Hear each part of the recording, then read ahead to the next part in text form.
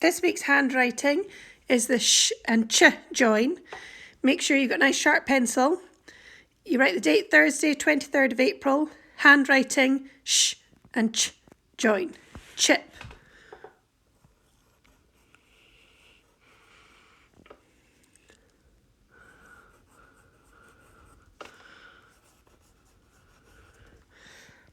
Okay, I think this one here is the best one. Check.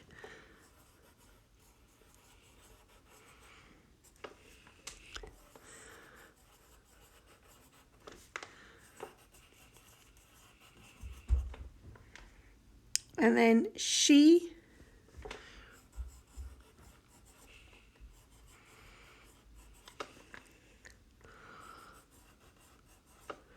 Think this one, unfortunately check, so this one's a good one.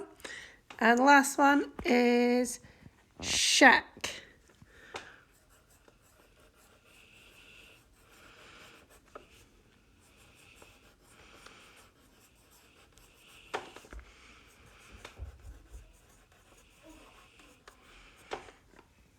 There we go.